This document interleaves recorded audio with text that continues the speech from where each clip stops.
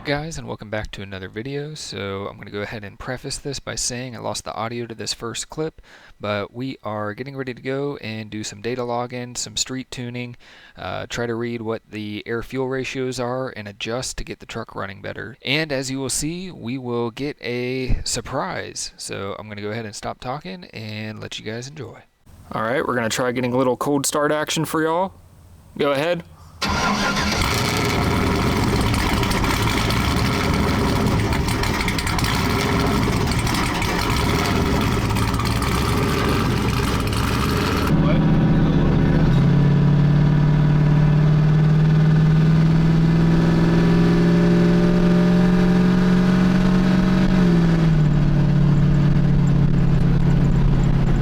Alright y'all, we just took a stop alongside the road, as you can see by the cars and vehicles passing us. Dad is working on the tuning, so the truck was running very rich just now. It was sitting around 10 to 11 on the air-fuel ratio, so not ideal. He's working on correcting that right now. You want to tell him how you're doing that? Well, we're just taking the comparison of what it's running on the mass airflow sensor and changing the parameters on it. Basically what we're doing is calibrating the mass airflow sensor to this motor. So that's what we're doing. Yeah, and as he was explaining to me, the truck normally does not run on the mass airflow. It normally runs on the maps, correct? Mm-hmm. Yeah, so under 4,000. Yeah, so under 4,000 it's running on the maps, and over 4,000 it is running on the mass airflow. At least that's how we are to understand it. And you learned most of this from Goat Rope. Yep. So yeah, Goat Rope or Goat Rope Garage, one of those two. Goat Rope Garage. Goat Rope Garage on YouTube. I'll put a link down below in the description or in the comment section so you guys can check them out. But that's kind of where we've learned our tuning, or not even me, that's where he's learned his tuning. I'm just here to drive for him. So yeah, if you want to check their stuff out to learn how to do some of the HB tuner stuff on the LS engines, you can look there. But yeah, he's gonna finish up. We'll get this truck flashed and then we will be back out on the road.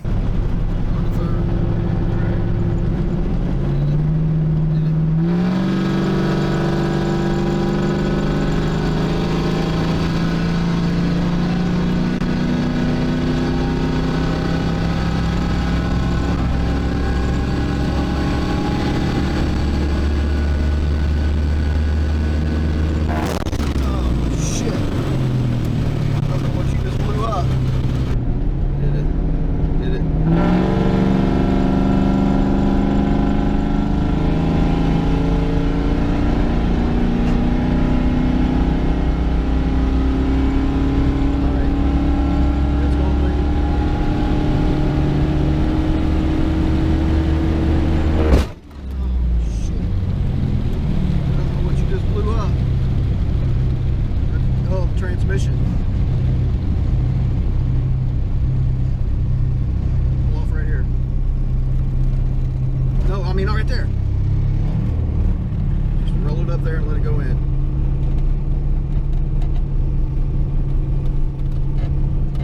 Pull it in. I think he broke his drive shaft.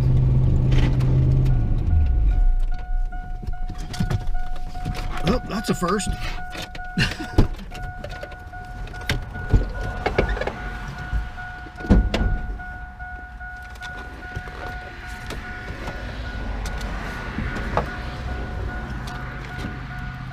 Blew the whole exhaust out the side.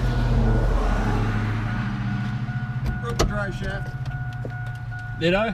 It's gone.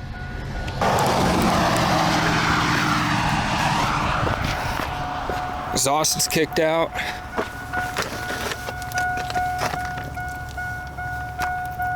Holy crap.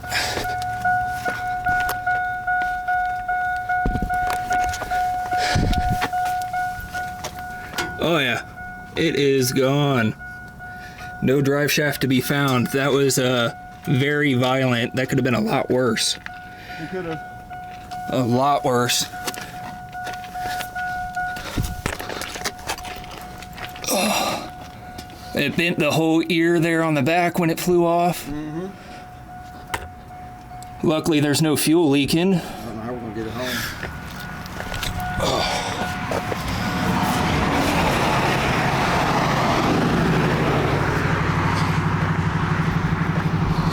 You can see down there our smoke trail.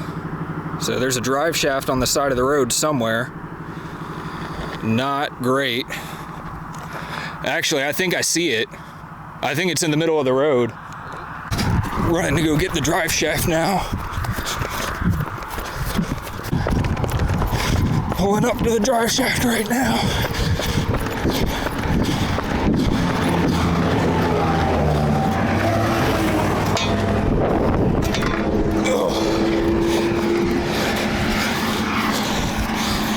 Got it.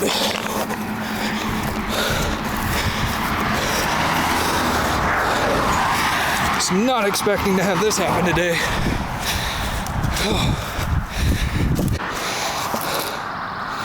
The drive shaft.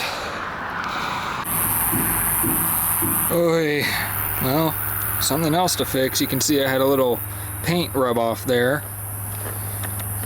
My guess is a long drive shaft is probably not the best idea when you're running this much torque. I got a tow truck en route, hopefully at some point. I haven't got the call yet. I put in the request through my insurance, so we're within 15 miles, which is supposed to be free. We will check to see if that's actually true, but yeah, not great.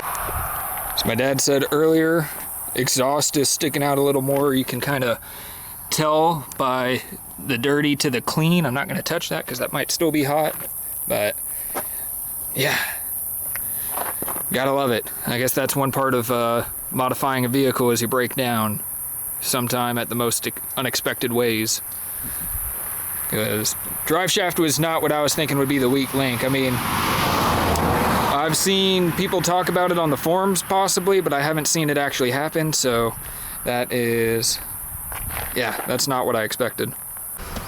Coming into the truck here, cup holder popped out, the dash down here completely dropped. I already pushed it up, but that was falling. Everything went flying. Completely chaotic when that happened, as you'll see from the footage. Get that pushed back in. That fell down. I think Dad said that popped off. We had bottles flying, fun stuff. Came to the back, realized this whole thing popped out, covering up the jack in the back, so good stuff. I was going back there to get the tripod because I'm gonna go ahead and take this front valance off the front of the truck, so that, I don't know if they're bringing a flatbed or what they're bringing, but I'd imagine they'd pull the flatbed up right in front if they're gonna bring a flatbed, so there's no real good point to put a winch on to pull it up. So I'm gonna go ahead and take that off, the whole valance. It's really easy. I have it zip tied on either end, and then it's just the stock clips up front. I'll throw that in the bed, and then it'll be pretty much prepped for a tow truck. So if the tow truck comes from the rear, which there's not a lot of room between the, the road and the back of the truck, I wouldn't imagine they do it. If they do it that way, it's not really an issue, but just to be safe, I'm gonna go ahead and get that done. I just realized as I moved the tripod, not only did that cover come off, look at my sub. My subwoofer is completely standing up. It's supposed to be laying down. That is not how I left it. So looks like the screws came out of the floor for that, which it's just like self-tapping screws, so that's to be expected, but dang, that's kind of crazy.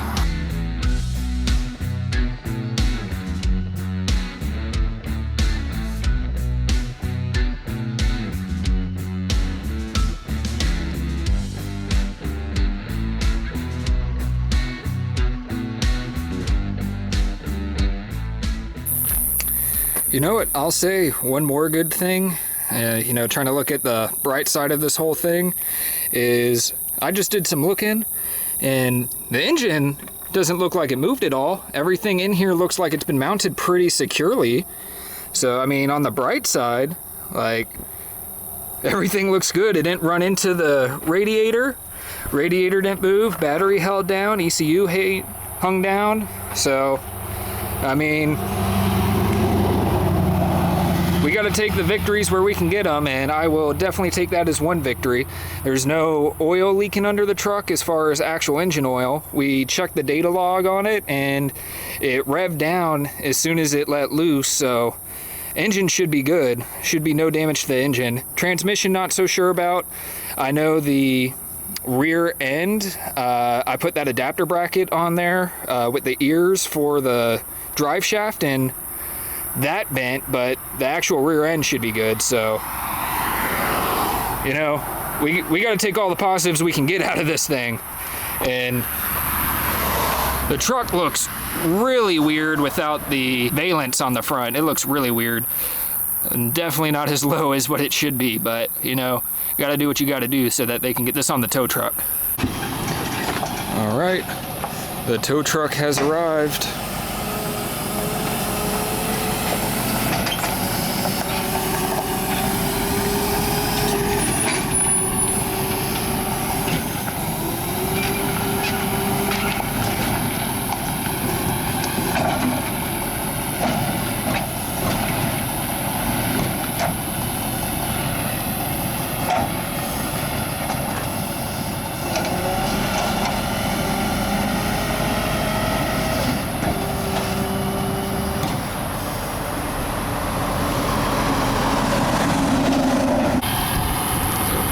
There it is. Getting loaded up.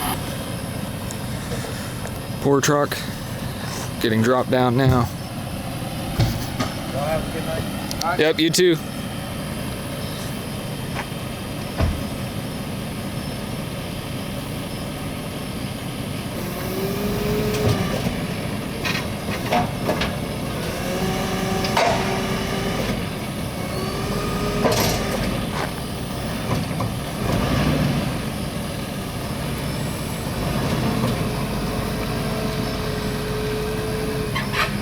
And off the tow truck goes. Well, there we are. There's the truck. Poor girl. Good stuff.